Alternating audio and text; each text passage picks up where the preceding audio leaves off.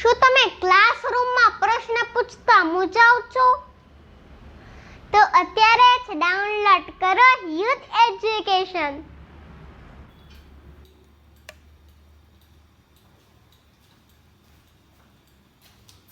નમસ્કાર વિદ્યાર્થી મિત્રો, ધોરણ 12 કોમર્સના આ ડિજિટલ પ્લેટફોર્મમાં હું આપ સૌનું હાર્દિક સ્વાગત કરું છું. વિદ્યાર્થી મિત્રો, આપણે અભ્યાસ કરી રહ્યા છીએ આંકડાશાસ્ત્રનો ભાગ 2 જેનું પ્રકરણ નંબર 5 વિકલન. એનો આજે આ 41મો લેક્ચર. દ્વિતીય વિકલિત પર આધારિત દાખલો આનો છેલ્લો લેક્ચર છે મિત્રો. આ રીતના આજે અહીંયા પૂર્ણ કરીશું. આ રીતની અંદર મિત્રો આ 7મો દાખલો આપણે ભણવા જઈ રહ્યા છીએ. જે દાખલો છે સ્વાધ્યાય 5 નો વિભાગ સી નો દાખલા નંબર 19મો, પેજ નંબર 197, જેની રકમ આપી છે કે y બરાબર વર્ગમૂળમાં x પ્લસ 1 અપોન વર્ગમૂળમાં x હોય તો d2y dx2 મેળવો. ઇન શોર્ટ મિત્રો અહીંયા આપણને વિધેયનું દ્વિતીય વિકલિત પૂછેલું છે, એટલે કે વિકલિતનું પણ આપણે વિકલિત મેળવવું પડશે. તો દાખલાની શરૂઆત કરીએ મિત્રો. તો અહીંયા આપણને જે y વિધેય આપ્યું છે એ આ રીતના કંઈક આપ્યું છે કે ભાઈ વર્ગમૂળની અંદર x પ્લસ 1 અપોન વર્ગમૂળની અંદર x. આપણે એક વાત એવી મિત્રો શીખડાવી હતી કે જ્યારે વર્ગમૂળમાં x હોય ત્યારે એને હટાવવા માટે આપણે x ની 1/3 ઘાત કરીશું. આ દરેકને યાદ હોવું જોઈએ. જો તમને આવી રીતના આપે, ઘનમૂળમાં x આપે એને હટાવવા હોય તો x ની 1/3 ઘાત કરવાની. જો તમને ચતુર્થ મૂળમાં x આપે તો તમારે ચતુર્થ મૂળ હટાવીને 1 ની 4 ઘાત કરવાની. આવું દરેકને આવડતું હોવું જોઈએ. તો અહીંયા મિત્રો આપણે એવું કરી શકીએ કે y બરાબર x ની 1/3 ઘાત પ્લસ 1 અપોન x ની 1/3 ઘાત. હવે ફરી પાછો એક નિયમ યાદ રાખીશું કે જ્યારે x વાળું પદ છેદમાં હોય એને પહેલા આપણે અંશમાં લઈ આવશું. ત્યારે જો એની ઘાત પોઝિટિવ હોય તો તમે જ્યારે એને અંશમાં લઈ આવો તો એની ઘાત નેગેટિવ થઈ જાય. તો y બરાબર x ની 1/3 ઘાત પ્લસ 1 ઇન્ટુ x ની -1/3 ઘાત. બરાબર છે.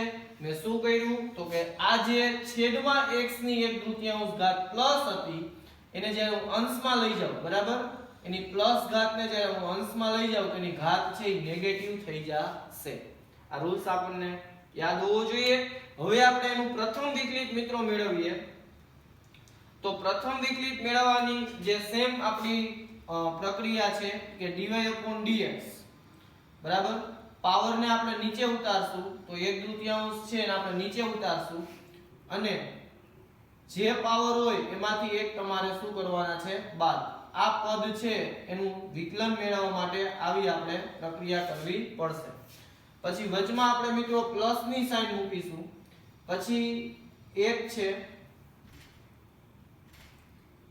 બરાબર છે, એની જોડે આપણે આ ઘાત -1/3 છે ઈ લખીશું, નીચે ઉતારીશું, બરાબર છે. અને પછી એમાંથી પાછા આપણે એક બાદ કરીશું. રેડી? આવું કંઈક થશે.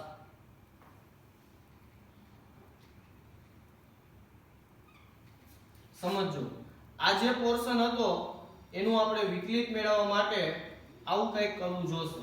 રેડી? હવે આપણે આનું સાદુરૂપ દઈ દઈએ. થોડુંક ડેન્જર છે, ધ્યાન રાખજો. બરાબર? તો સૌપ્રથમ આપણે આ જે મેટર છે એનું સાઈડમાં કરી નાખીએ કે ભાઈ 1/3 માંથી આપણે એક બાદ કરવા છે. બરાબર? 1/3 માંથી શું બાદ કરવું છે? 1. તો લસા કેટલો લેવાય? 2. ઈ 2 પાછા આને ગુણે તો 2 એકા 2, એટલે એનું સાદુરૂપ આપો તો -1/2 આવશે. રેડી? એટલે આ જે ઘાત હતી એનું તમે સાદુરૂપ આપો તો -1/2 આવે. એવી જ રીતના આ ઘાતનું આપણે સાદુરૂપ આપી દઈએ હારોહાર. બરાબર? -1/2 -1. તો આનો જે લસા છે એ 2 લેવાય. ઈ 2 પાછા આને ગુણે તો -1 અને -2, માઈનસ માઈનસ પ્લસ એટલે 2 ને 1 3 -3/2 આવે. તો એનો મતલબ એવો થશે કે આ જે પોર્શન છે એનું સાદુરૂપ આપો તો -3/2 આવશે. રેડી? આ બે મેં કેલ્ક્યુલેશન એટલા માટે સાઈડમાં કરી કે તમને લોકોને સમજાય. ચલો હવે આપણે આને સાદુરૂપ ફાઇનલ દઈએ જ દઈએ તો શું થશે તો કે ભાઈ 1/2 બરાબર x ની આનું સાદુરૂપ દઈને આપણને શું મળ્યું તો કે -1/3 ઘાત. ચલો પહેલા પદનું તમને પ્રથમ વિકલિત મળી ગયું પ્લસ બરાબર સોરી પ્લસ નહીં આવે કારણ કે આ પ્લસ સાઇન અને આ minus sign plus minus minus sign આપણે મૂકીશું. રેડી 1 એકા 1 1 ના છેદમાં 2 આવશે. પછી x ની કેટલી ઘાત કરું તો કે આનું આપણે સાદુરૂપ દીધું કેટલું મળ્યું આપણને તો કે -3 ના છેદમાં 2. તો આજે જ આપણી મળી આખી મેટર એ આપણું પ્રથમ વિકલિત છે dy/dx બરાબર આપણું પ્રથમ વિકલિત છે.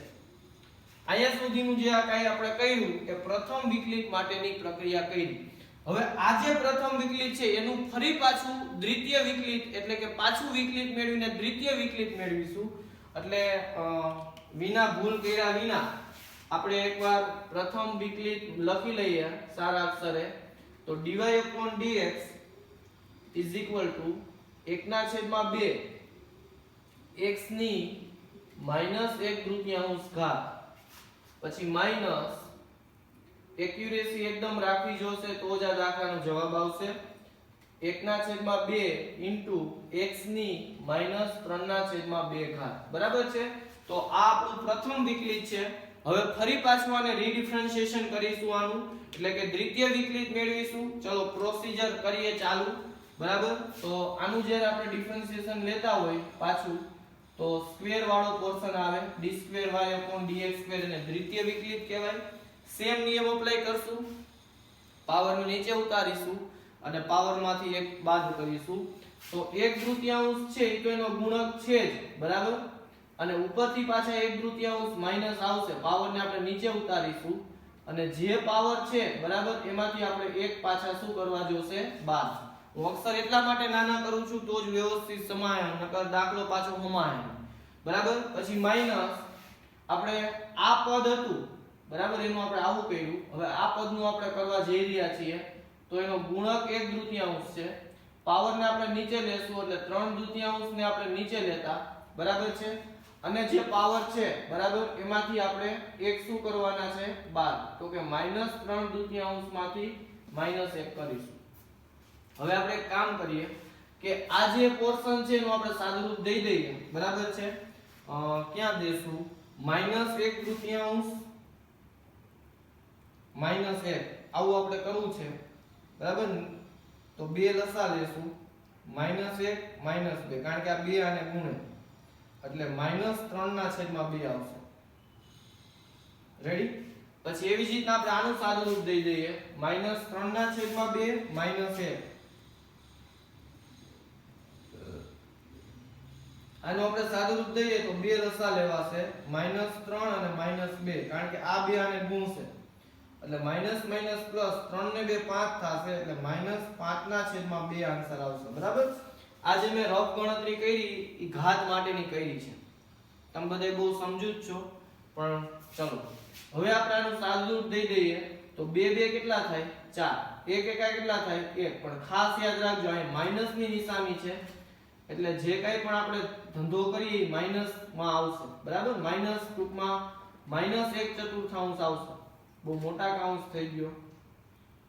હવે આનું આપણે સાદુરૂપ દીધું હતું બરાબર તો x ની કેટલી ઘાત આવશે એનું સાદુરૂપ આપણે દીધું છે તો -3/2 ઘાત આવશે. રેડી. હવે એટલું યાદ રાખજો આના છેદમાં કાઈ નહીં તો 1 હોય હો. અત્યારે જે x છે એ અંશમાં છે. ચલો હવે માઈનસ આ માઈનસ અને આ માઈનસ માઈનસ માઈનસ શું થશે પ્લસ થશે 3 એકા 3 3 એકા 3 અને 2 2 કેટલા થશે 4 બરાબર એટલે 3/4 થશે અને આ x ના છેદમાં કાઈ નહીં તો 1 હોય અને એનું આપણે એની ઘાતનું આપણે સાદુરૂપ દીધું કેટલું મળ્યું આપણને -5/2 બરાબર.